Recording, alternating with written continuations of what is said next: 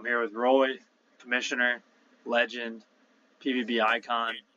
Um, Congrats on the win today, Roy. You played a good game. Didn't lose a single set, or no, lost one. Um, what happened in that one set? What do you think went wrong? I don't even remember. That was I think that was just their desperation. They're down 2-0, best of five. Like gave it everything they got. I think a couple balls didn't go our way. I know we kept serving out of bounds. All three of us. It was a little Mickey Mouse game. We knew we had the series wrapped up. Congrats to you, by the way. Congrats to say front runner rookie of the year, Riley Schubach as well, holding down the mid for us. Great performance out of him today. Would you say you empty the tank every time you play? Like, is there anything ever left, or do you always go all in? No, we are always all in. Always will be all in. It's just the PVB mindset. Hmm. It's not taught either. You either have it or you don't. And what do you think's changed in the PVB gameplay this year compared to other years? Gameplays, light years faster, better, more competitive. I think people want it more. I think the skill and fundamentals has gotten significantly higher. A lot better passes. Like people understand what they're doing. There's no one's just hitting it over on one. Everyone's setting up their passes. A lot of schemes going on. A lot of formation, moving parts. It kind of went from like casual volleyball like a few years ago. Occasionally talking shit, just messing around, whatever. To now it's just like if you don't have the formation, chemistry, passing fundamentals, and executing on the system you have set up, it's just you're just gonna get your ass kicked nowadays. Hmm. There's no more clowning around in PVB. It's real men. And what does it take to win a championship? As you have two championships, the most in PVB. Oh, winning a grand final at the end of the year, just a season long grind that just builds up to it. You definitely want to. I was just seeing this year already, like how many people have been in form, out of form. You just got to get hot at the right time, like all other sports. Mm. You got to be, you have to have a good chem with your team. Like I know a lot when it was me, you, and Aiden. We were 6-0 as a team going into the finals. So we were kind of trying to shoot for to get that team in the finals, and we did. So we already had a system down last year. We knew what was going on. But I definitely think like you want to be with people, and we've seen the teams that people haven't played with each other, limited appearances. Those teams have usually crumbled, or Mm. you got someone hungover on jungle juice trying to counter it with like 4 Red Bulls. We've actually seen them crash live in game in grand finals, looking like Joe Biden in the debate. We've seen that in the pool in the grand finals day, which is was a tough scene for everyone to see. Mm. Yeah, he's And definitely got to be in a go to bed early, have a good breakfast. mm, It's no joke. Grand finals yeah, day. We'll see when that time comes. But yeah, you really just got to be in form, have good chemistry. I'd say those are the. But who knows? This year it could be different though. Like the league is so much different now than it was a year ago today. So I think system's going to be a big part. Having a game plan, and those mm. might not have been as big factors a year ago. And yeah, how important do you see chem being a factor in grand finals? Like, do you think a team with three guys that don't really know each other could win the whole thing? I think it'd be very challenging. I think even a team with people that have limited appearances could be tough, even if they have been out. I mean, unless they're like a seasoned veteran, maybe. Or Mm. like even Avalon. I don't know if I think he's had like four or five appearances. Like he'd be locked in, ready to go. Yeah, He's done this hundreds of times. yeah. But yeah, Experience is someone. definitely Yeah, I think proven to be one experience of is the the only most way important. to. Yeah, like, even if you haven't been out this year, I think. But also we've seen people get left behind this year if they're just because the game's advanced so rapidly. If you've only been out 1 or 2 times, which I know we have a bunch of those people. They're What do you I think think they're the product of Zin has done to change your performance and other guys around the league? You could actually make a case Zin is the reason the league took this big leap. I know it's widely spreading around the whole league now. Like anyone that's in there is zinned up. So kind of, I think it just elevates everyone. And if someone's not zinned up, I mean, obviously you'll know. Like Chris Lemire, for example. I know he had a whole Zin gate. I don't know if you want to take down Jake's character, but don't get into the details of that. He made it right though, so it's all good. Yeah, I think we questioned But Jake yeah, as a negative actor in the PVB community. we have seen people. Some people might just need it more than others. I know, like last few times I've been Nick free. I'm good.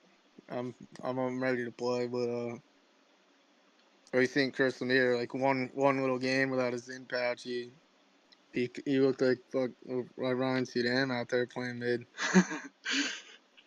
stuck in the mud and the quicksand. So yeah, some people might depend on it. Some people just find that level themselves, like myself.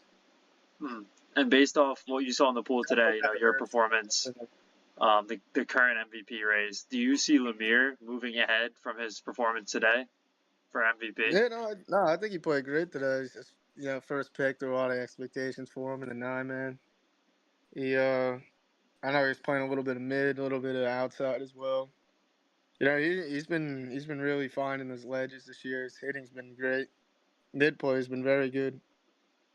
He's turned into one of the better rotation players in the league, and Diggs keeping him up, keeping plays alive, making plays, stealing points. He's been really doing it all this year.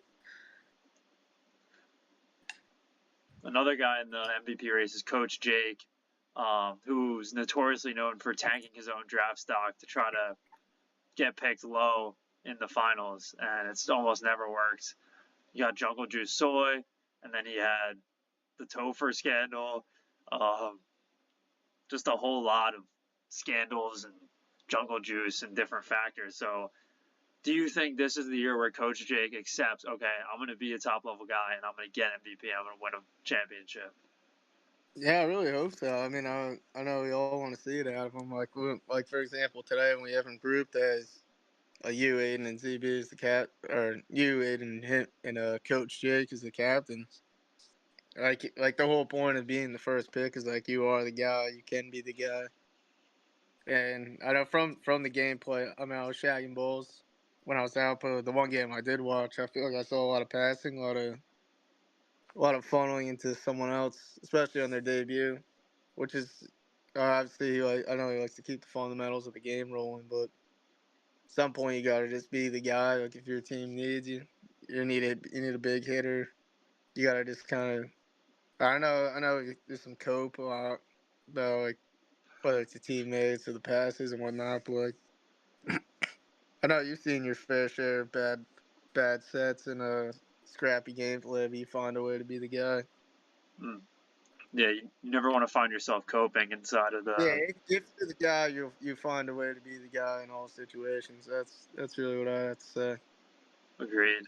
I Agreed. hope to see that out of him. The league never turn away a guy being him. We like those guys. And would you say that the Soy Jake dynasty has completely fallen? It never got off the ground. I think that's still the biggest made up delusional bullshit in league history. I honestly cannot say I've ever seen them win a game together. And they just like the 1 year, like I don't know if it was last year or 2 years ago. I know they just came out. They played like once together. They won like a set, won like 0-3 on the day, and then like they lost like 4 times during the year. And they're like, "Oh, we're me and Soul are the dynasty. They're like we don't lose." I was like, I can't ever remember them winning, let alone be a dynasty with no championships. Yeah, you love seeing Soy get intense, and he definitely brings up the level of intensity, but you just want to see his play improve. You want to see him diving more. You want to see him rotating, diving. It's like, when will Soy reach that peak performance that we know Soy can get to? We know he aspires for greatness, but there's just something maybe mental. There's a mental switch he's got to flip on. And I think we could see a really good season out of Soy in the near future, but I don't think it's here yet. And your Yeah, performance I think today, it starts outside of the pool. Well, let me touch on that. I think it starts outside of the pool watching film, especially if he only has, I think, 2 appearances on the year. If you're not going to be at the appearances, you at the minimum got to rewatch the film to know what's going on. I think Soy's a great example of someone that needs to catch up because they got a little left behind from missing these appearances with the big jump this year. He doesn't even, from what I've seen in the film, I have not seen him really rotating or making those big hustle plays to get around and help the big man on some tips. Kind of just understanding the fundamentals and what the game has evolved to. But yeah, I think if you watch his film, I think he just needs to want it a little more. Or you never want to tell a man he doesn't want it. But I'm just going off what I'm seeing. I think Sora needs a little more hunger, a little less bark and more bite. I'll leave it at that. all right, yeah, I think Maybe a Soy's little got it more in him. He bite, just bark, he's got to let the dog out. whatever the saying about biting and barking is, or just talking Yeah, shit and not backing it up. mm, yeah, I agree. I think Soy's got to let that dog out. We're all waiting to see it. We all want to see You can't let juiced up that dog Soy. out until you watch the film and confident in the game plan, know what's Yeah, going on. yeah. And your performance today, your matchups were at one point Colin, at one point David, and then at the end it was against Lemire. And how do you think you stacked up against Lemire today in your matchup? I think in the end of the finals, I was holding it down. I mean, no, you got a few good plays on me here and there. Little unfortunate circumstances being on my side of the net or whatnot, or ball tipping on my hand, landing in the pool. Like I was up there blocking. I feel like it was a good effort. It wasn't definitely enough to win. Obviously, that's all that mattered. Was definitely getting Nice. them a lot on the tips and the finesse moves. I was at the net.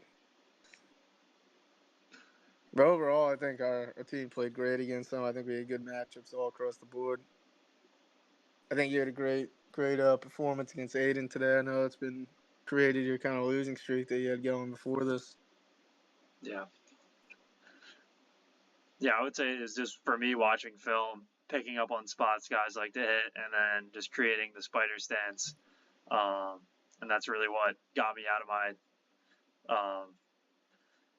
out of my losing streak, out of my rut. And Yeah, there's definitely guys got that we, you going in the film room. Definitely, it's gonna send Aiden back into the film room. I'd say mm, because I mean I feel like we had a great scheme for him today. We rolled it out. All three of us are executing.